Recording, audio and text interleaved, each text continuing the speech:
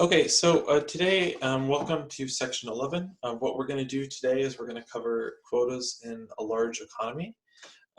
This section is going to build off of section 10, and then um, as you'll see, there will be some examples that will be very similar to section 10. But yeah, as I said, this is going to cover quotas in a large economy. So let's go ahead and get started. So as I said, so far, we've been studying tariffs in small and large open economies, as well as subsidies last week. And so now what we're going to do is we're going to turn our attention to a different type of policy that the government can potentially implement, which is a quota. And so the main goal of an import quota is to reduce import competition in order to increase domestic production. And the way that these import quotas are going to work is that rather than increasing the price, they're going to set a limit on the number of imports that a country can have. And so we'll think about the market for how people are going to bid on these sort of permits to import. And it's going to turn out that the welfare implications of quotas are going to depend on how they're distributed. So for instance, if a quota imposes a limit on the number of imports, then in order to import, what you need to do is you need to buy a quota. You need to buy essentially a permit to import. And so, if I'm an importer, the distribution of welfare is going to depend on whether or not I'm just directly given those quotas, whether or not they're given to domestic firms, whether I choose to voluntarily choose not to export as much. And so that's going to depend, that's really going to have a substantive impact on the welfare implications of quotas. And so we'll see that.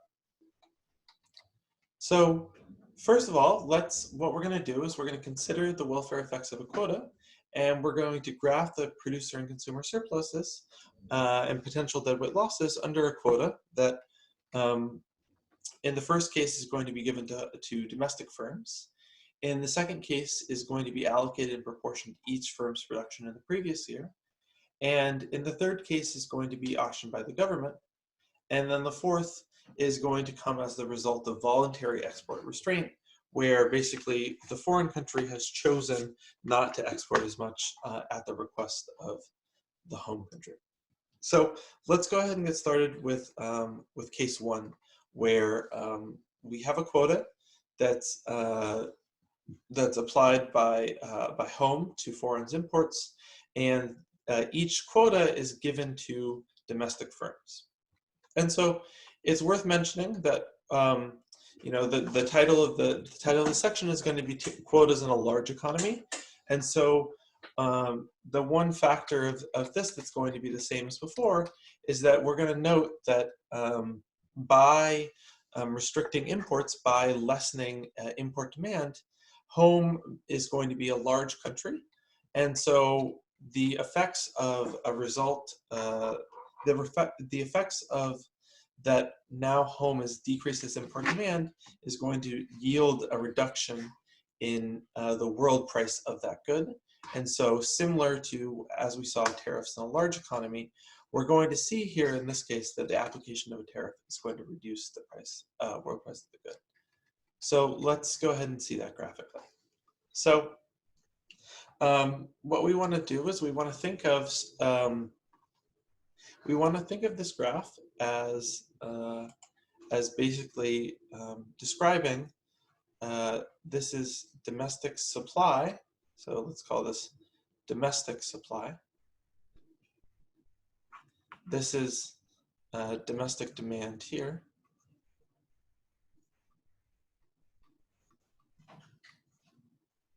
And then again, we have price and quantity on the y and x-axis like normal. And so initially, we have that the price is just going to be given by the world price.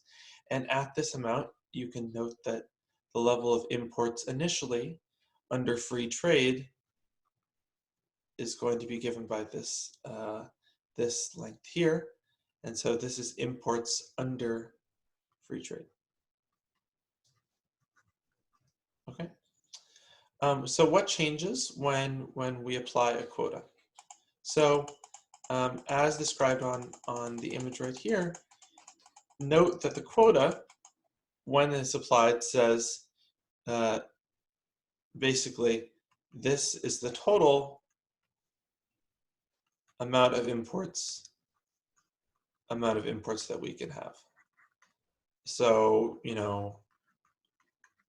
for instance, the quota maybe, for instance, this is 100 units. So maybe the quota is equal to 100 units, and under free trade, we had imports of 120 units. So we'd see that, the quota being applied has reduced imports, say in this example, by 20 units. Of course, we're not given numbers here, so that's all just sort of a made-up example. But that's just to give you a sense of how a quota would work. Okay, so so of course the first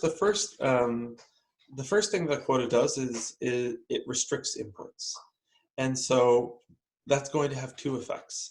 The first effect is that it's going to, it's going to reduce import demand. Recall that home is a large country. And so the first thing it's going to do is that now, as a result of the quota, home has less of an import demand. Recall that home's imports were larger before, and now they're forced to be exactly the size of the quota. So the first thing that this does is it decreases the world price to now P world tilde. Okay, but so that's what's going to happen to the world price. So now the new world price that foreign must sell at, it's going to be, so foreign will now sell or sort of export at a price of PW tilde. Okay. So that's the first effect. But the second effect that this has is now, since it's reduced import competition in home, that has effectively raised the price. It's lowered the supply of the good at home, so that effectively raises the price up. So now, so from foreign's perspective, they have to sell at a price of PW tilde, but in home's effective price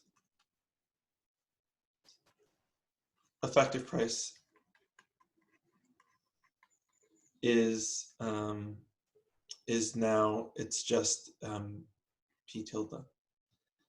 And so now the fact that we've reduced supply of the good at home means that both domestic producers and domestic consumers have to consume at this new higher price, P tilde. And so all of this, you can note this looks very similar to the effects of a tariff. At a tariff, foreign is going to export at a new lower world price, and home's effective world price is going to be basically higher. So this is all of these effects are very similar to what we saw with the tariff. It's just operating on the margin of quantities rather than operating through prices. But we'll see that you can see that it has the same impact on world prices, and it has a very similar impact on increasing the effective price at home. So that's all very familiar. So now let's think through the welfare impacts. And so what I'll start off by describing the changes to consumer and producer surplus. And so, well, initially, let's start off by thinking about consumer surplus. So consumer surplus for domestic consumers was initially given by this triangle here. So I'm including all of this area up here. Okay, but now we have that, new consumer surplus is just the area between the new increased price due to the reduced supply of the good at home and the consumer's domestic demand curve. So now, what does that effectively mean? That means that we've lost areas A, B, C, and D for consumers. And so, the fact that we've applied a quota means that there's a higher effective domestic price, and so consumers are no longer willing to consume as much of the good as they were able to do so at the lower initial world price. So that's the first effect on consumers. So this is, again, this is all very similar to what the effects that we've seen, in tariffs. Okay, so now here's the new part that we see, and it's for producers.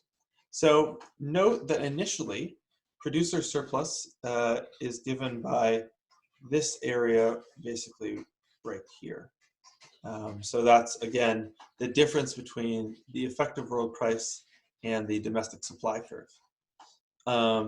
Okay, and so now when the effective domestic price raises, we now have that domestic producers now have increased producer surplus. So, we can see that they've gained area A here. Of course, in the solutions, you can see that the producers also are gaining welfare of C and E.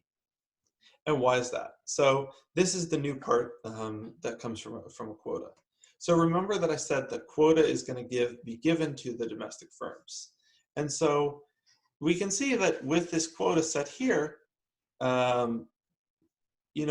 we now have a new lower amount of total imports that we can have in home. But imports still happen. And so basically we have that we have an imports, a level of imports is given by the quota, but foreign, of course, is producing at a new lower price of PW tilde, but it can sell domestically at the new higher price of P tilde. And so the value of a quota, which allows a foreign firm to export 1 unit, is basically the difference between P tilde and P world tilde. So this is basically the amount a foreign firm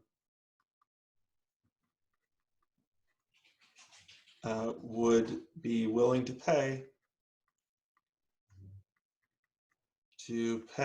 for 1 quota. Okay, and so this is the amount that a foreign firm is willing to bid, because remember, it sells its product at PW or produces, it's selling in the world market at a lower price, and it's able to sell at a higher price in home. And so foreign firms, for each unit of the quota, they're able to bid this amount, but of course, there's this number of units of the quota, and so the total amount that foreign firms will bid for the quota is going to be given by the shaded area here. But the quota is given to home firms, so foreign firms are effectively going to pay that total amount to these domestic firms. And so that's where the producer's welfare gain of C and E come in. The government isn't involved here. And so, the government is not in charge of producing these quotas, and so the government gains no revenue. And so then the net welfare gain is just that we just get from adding up producer and consumers' welfare gains, and we get that the net welfare gain is a positive area of E minus areas B and D. And so if you recall, this formula looks exactly like the net welfare gain that we had when home was applying a tariff. It's different because the government is no longer clearing revenue, but again, we still have the same net welfare formula for total gains. And so you can see that if the area E is greater than the deadweight loss of B and D, you can see that potentially this is net welfare gaining. So what this is implying is that if area E is bigger, then the terms of trade effect, so this you can call the terms of trade effect, because the terms of trade effect means that home's application of a quota and thus its reduction of its import demand has reduced the world price. If we say that the terms of trade effect is greater if that if if the left hand side is the terms of trade effect, the right hand side is going to be the deadweight loss, and if the terms of trade effect is greater than deadweight loss, then we have a net welfare gain that's positive. Okay, so now let's move on to the second question, which is how to analyze the situation when the quota is allocated in proportion to the firm's production in a previous year. Okay, so again, we have a very similar graph. The effect of the quota is the same. It reduces imports. Again, it reduces the price of the world to PW tilde, and the effective price at home is P tilde.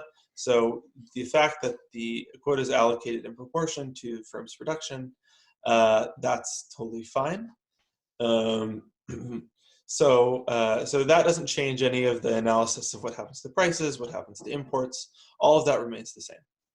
And thus, the consumer's net welfare gain is going to be exactly the same as it was in part one, where we allocated the quotas to firms. What's different now is that if the quota is allocated to the firms in proportion to the firm's production in a previous year, then what that means is that the firms who were producing more in the previous year, you can see, this was in previous years, this would be domestic production under free trade, so free trade is FT. Then note that you can see from this graph that this is going to be foreign production under free trade, or FT.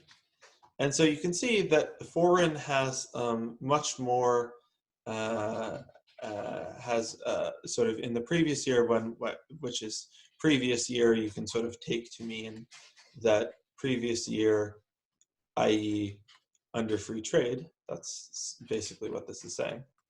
Then you can see that foreign was producing, at least this is foreign's production in home, or foreign's production consumed by home.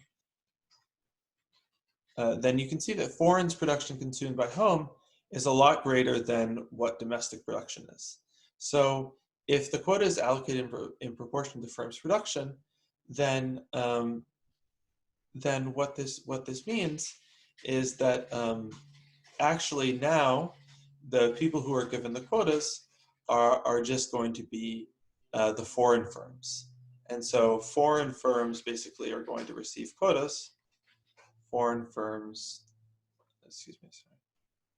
so foreign firms will receive quotas.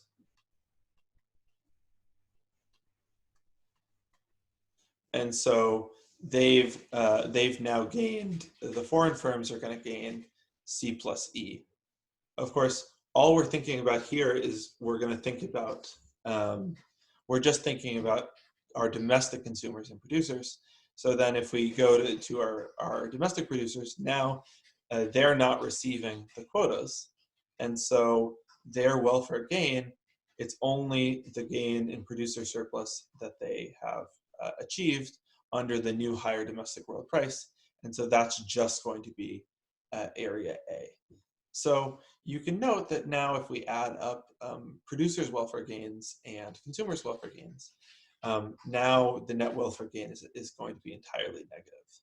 And that's the reason this is coming about, is that we're not allocating our quotas to our domestic firms. We're just allocating our quotas in proportion to the firms that were producing more. And so the net welfare gain is entirely negative here. The effects are still fairly similar for some actors, but the welfare gains are sort of different. Okay. So let's move on to question 3.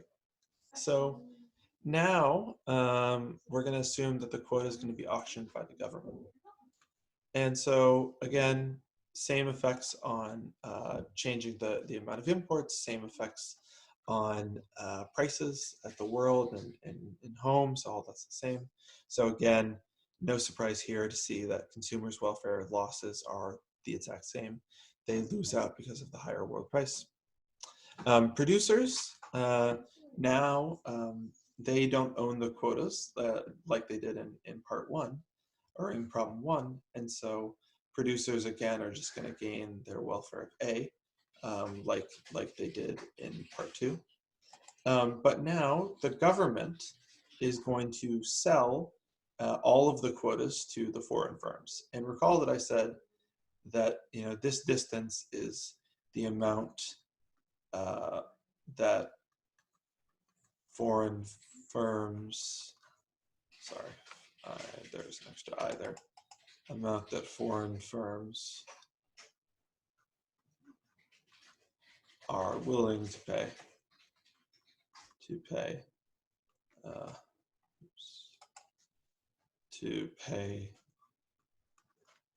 for a quota.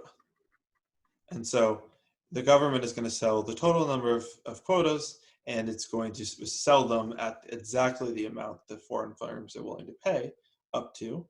And so, I skipped ahead. And so the government now is going to gain revenue of C plus E by selling all of the quotas to foreign firms. So this is similar to case 1, where the quotas were given out to domestic firms. In this case, it's just the government that's now gaining from the revenue rather than producers.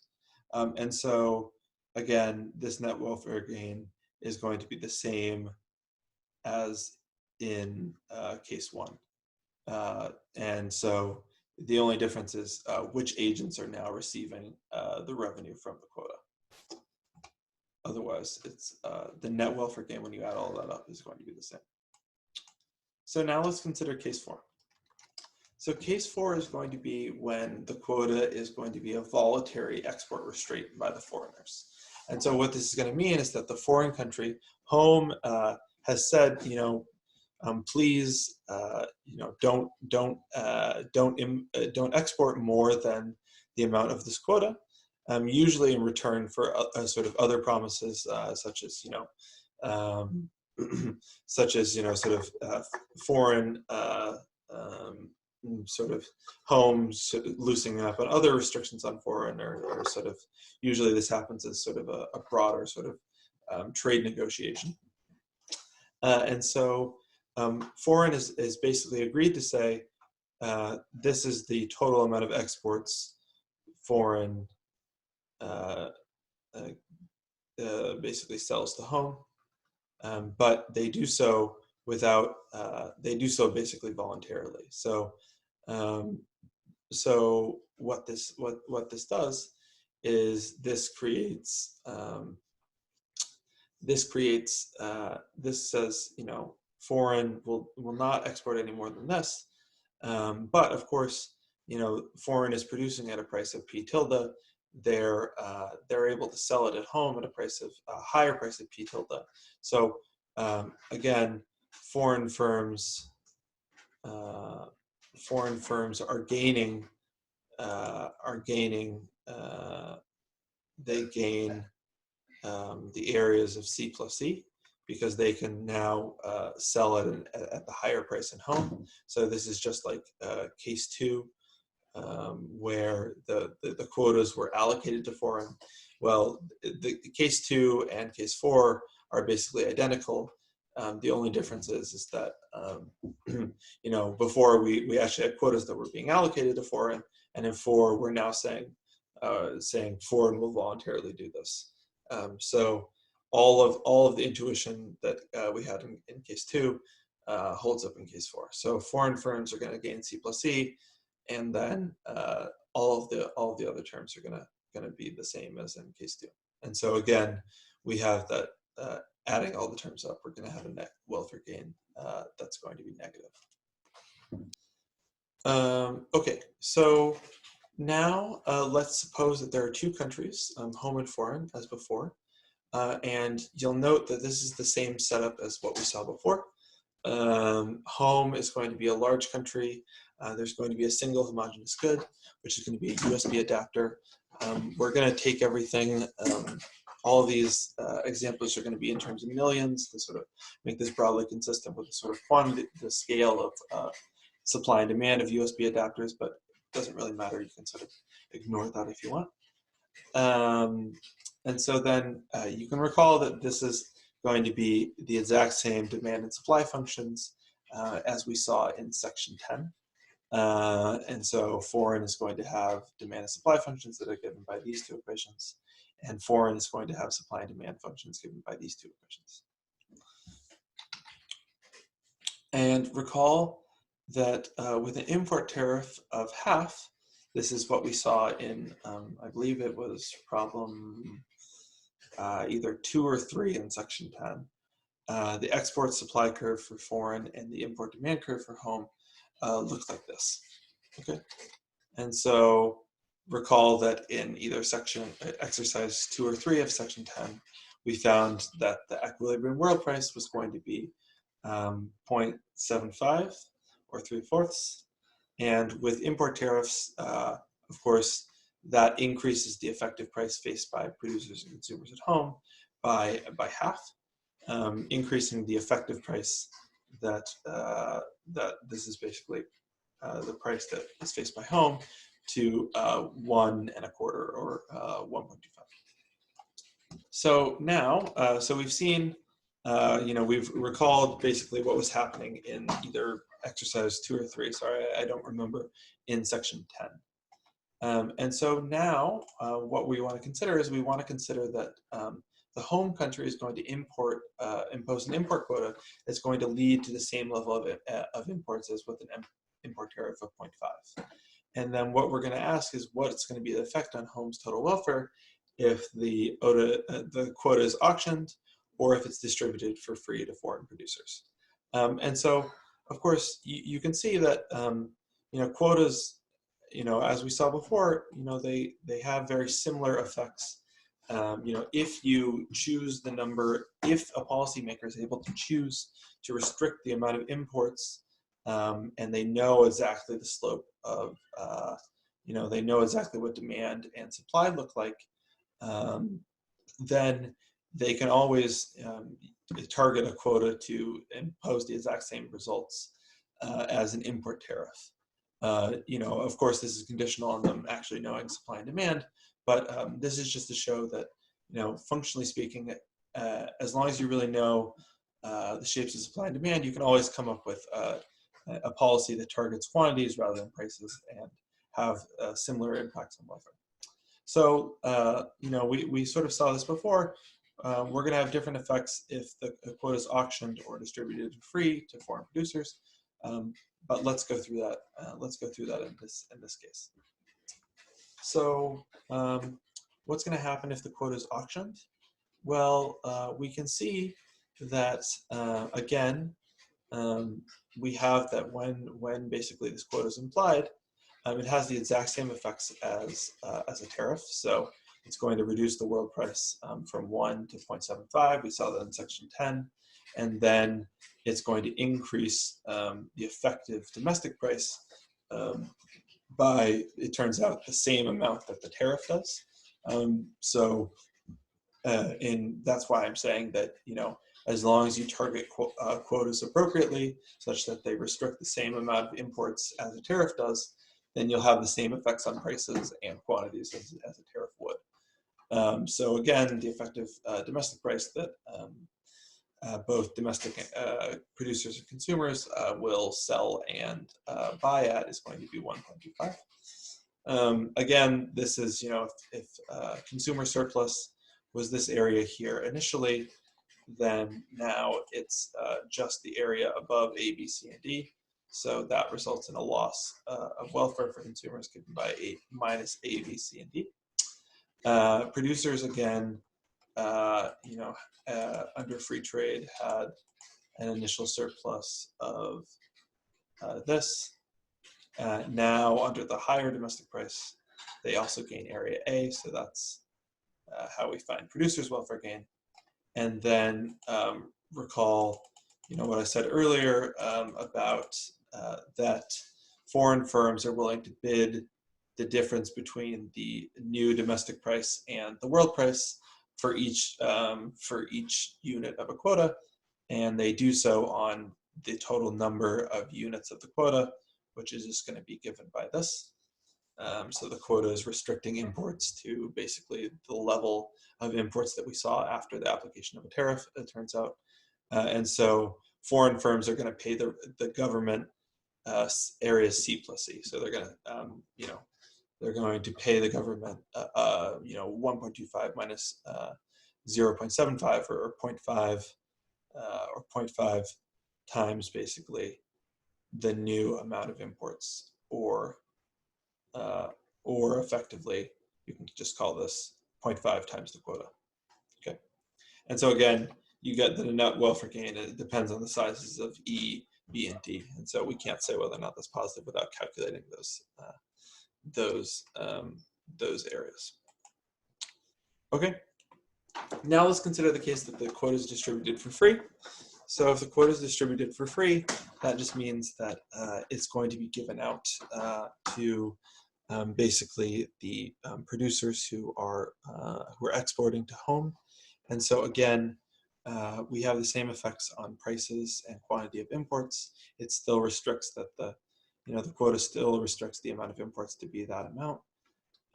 And so again, no surprise here. We have the consumer's welfare is going to be the same.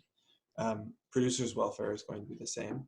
And again, one thing that worth clarifying, it's distributed for free basically to exporters. And so the area that exporters are going to gain, sort of foreign exporters, to be clear, gain an area of C plus E. Okay, and so that's off on the side, but of course, we're only thinking about this from home's perspective. And so, the government, if the government was gaining that revenue last time, now it's giving it away for free. And so the government gains that revenue from this. And so if we add up all consumers, producers, and the government's revenue, we just get that the net welfare gain is what we saw before. It's the net, it's negative B, C, and D. And so that's, of course, less than 0. And so there's a net welfare loss regardless of the areas of B, C, and D.